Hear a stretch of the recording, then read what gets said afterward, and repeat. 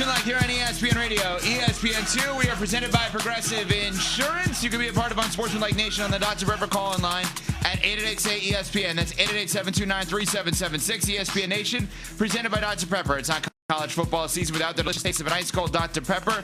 College football, it's a pepper thing. Broncos Radio Network, 850 KOA. Denver's 10-7 win over the Raiders last night. The under. As they go to 8-2. A little jump around early to start. Not sure why we needed that in relation to the Denver Broncos. Well, it's a football Friday, man. What do you mean? Get excited. We're in the second half of the season. That's right. Officially. It's week 10. I don't think that's why they're doing that. We're separating pretenders from contenders. Exactly. Again, I don't think that's why they're doing that. Why? About and your I don't think they're coach? celebrating Jim Leonard's performance as a defensive coach for the University of Wisconsin, or former University of Wisconsin guy with Denver. Find a way to work in Wisconsin. Jump around. They're playing jump around.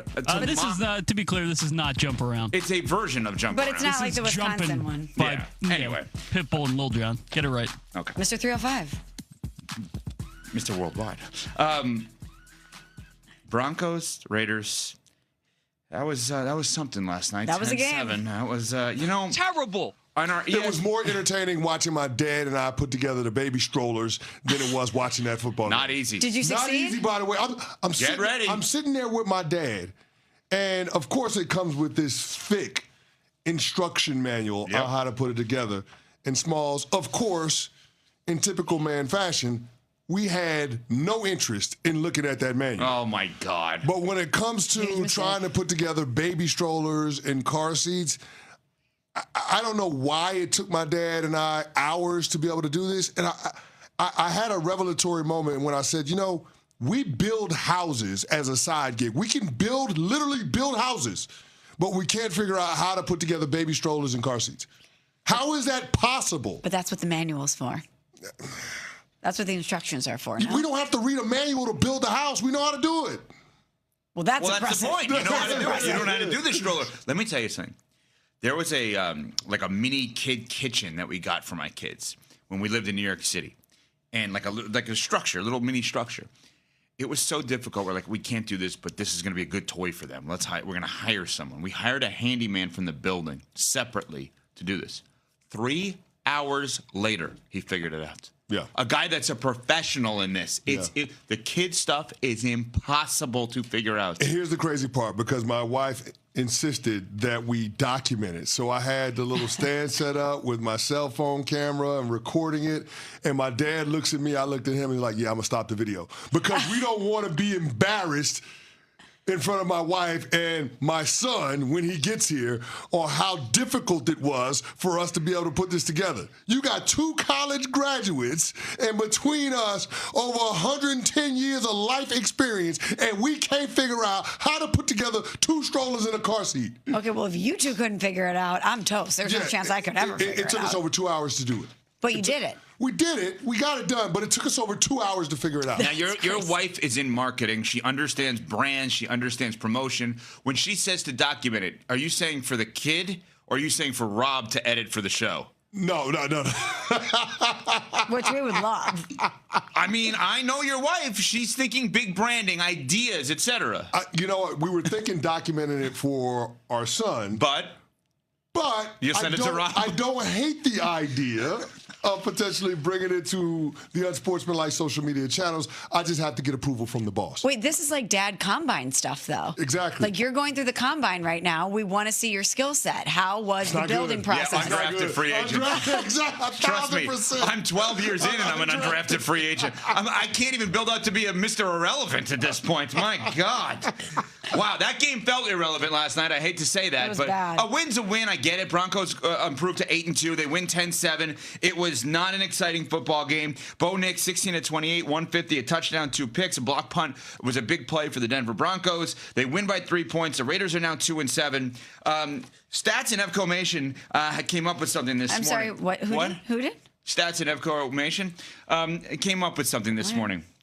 Denver on a 7-game winning streak. How about this? 5 of the 7 games, they've won by a combined 13 points. They have played 3 playoff teams this season. They're 1-2 in those games. The score in those games, 69 points for, 69 points against. Are they good? The Broncos aren't a championship contender, at least not yet. Not with that offense. That was absolutely miserable. And here's the thing, Ev, I'm not going to kill them because they had a tight game against a division rival, because that can happen on any given week. What bothers me is what it looked like. In case in point, the third quarter, you got 3rd and 1 from the plus 36. Sean Payton, for God knows why, calls up a double pass to Cortland Sutton, which ends up losing 5 yards. You settle for a 59-yard field goal, which you missed, came up just short. The very next play, the defense gets a pick. The ball beats up Ashton Jeanty, hits him in the face. Defensive lineman Draymond Tillman picks it off, returns it to the plus 33-yard line. Your offense goes 3 and out again. You lose yardage because of an OPI on Troy Franklin and end up having to punt the ball. Very next possession for the Raiders, your defense comes up with another big play, blocked punt, gives the ball to the offense on the plus 12. They run 3 plays, lose 2 yards, and they settle for a field goal. That one they actually made. Congratulations to them. But I just can't understand how you have 3 drives inside the plus 40 in the third quarter, and you only get 3 points against the 23rd ranked scoring defense. How the hell is that even possible? That's hard to do. That's hard to do. And to boot, 4-minute offense, Troy Franklin gets an 18-yard catch and run, 3 minutes to go, you're in plus territory. Why are you running out of bounds? Why, Evan? And he was the only good receiver for them last night, ironically. Well, Pat Bryant wasn't bad, but why are you running out of bounds? What are you doing? Have some situational awareness. The Raiders had 2 timeouts and a 2-minute warning, and it's a 3-point game. What are you doing? That should be talked about in the huddle. If you're going to call up a pass play, and it was a good pass play, swap boot, it ended up working. If you're going to dial up a pass play, everybody should understand that the ball can't hit the ground and we can't go out of bounds on this play. So quarterback, you either take a sack, receiver, catch the damn ball, and when you do catch the ball, whatever you do, make sure you get down in bounds. I have no idea what the hell they're doing. That should be a conversation. If it's not, that's a bigger issue. But when it comes to the situational awareness that you need to have, the situational execution, especially on the offensive side of the ball, the Denver Broncos leave a lot to be desired. So sitting here today, I do not think they're a championship contender. They feel a lot like last year's Minnesota Vikings. A team that's going to put up a gaudy regular season record, a team that's going to be prominently placed in the postseason and end up being one and done. That's what it feels like they got brewing in Denver. Yeah, we are at that point in the season where we're starting to look at teams that have acquired a certain amount of wins and say, okay, are they really contenders? And the Denver Broncos, obviously, in that conversation, the first team to 8 wins so far in the NFL, and a team with a defense that you expect to be a contender. But that offense is a problem. Bo Nix even said it after the game. He's like, we got to score some points. We got to find some juice. And when you're watching them, it just feels like something is missing. And one of the numbers that I was looking at this morning that really popped out to me, that this was the 4th game this year the Broncos didn't score in the first quarter. They're sluggish. They need to get out to faster starts, and they need to find some oomph in that offense if they really want to be a contender come playoff time. Smalls, 9 of the last 10 games that the Raiders played going into last night, they had been outscored in the first quarter. There you go. 9 of the last, the last time the Raiders ended the first quarter with a touchdown lead, you got to go back to September of 2024. Yet they have 8 wins on the season. This is ridiculous. But doesn't it feel like the carriage is going to turn into a pumpkin at some point? It does. And I know Bill Parcells, my former head coach, used to always say, you are what your record says you are. I don't know, man. All 8 and 2s aren't created equal. And this one right here, it leaves a lot to be desired because that offense is abhorrent. It's awful. The flip side, Raiders last night, they lose, obviously, in this game. They score 7 total points. They're 2-7 on the season. Why does your sheet say coffee on it? What does it say on it? It says coffee. What? I'm not going to say it. I didn't even notice. I'm not doing it. Sorry, I didn't mean to interrupt. I'm not doing it. I'm not doing it. I know what you're trying to do. Someone on the show says a word in a very odd way. It's coffee. Coffee. Say it again. It's coffee.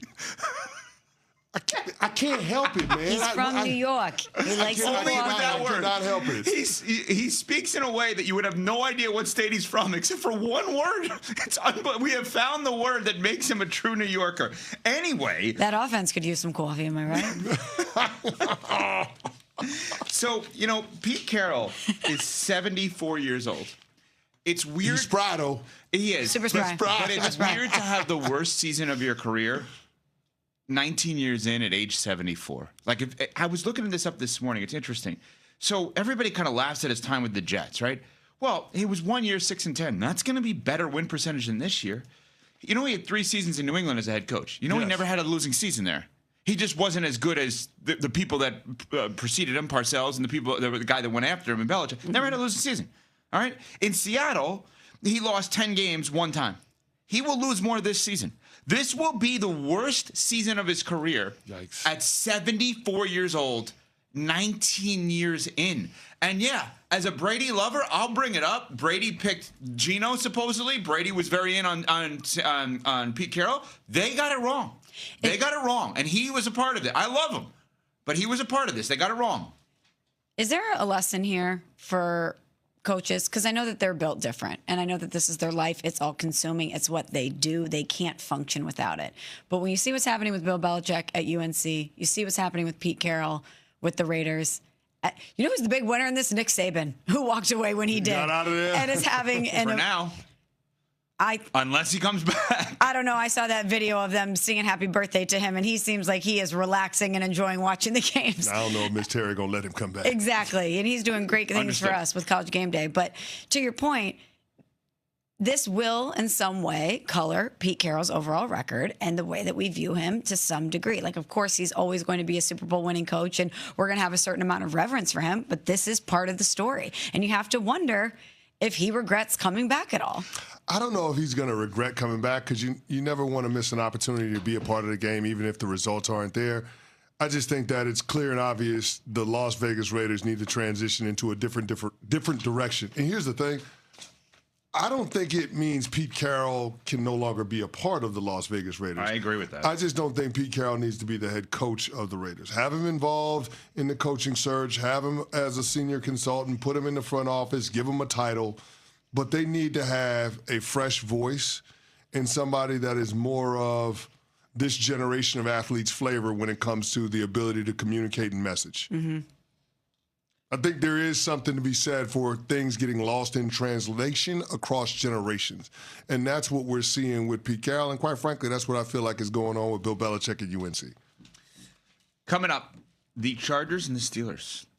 Is that possibly, maybe, hypothetically, an AFC championship matchup? Could that actually happen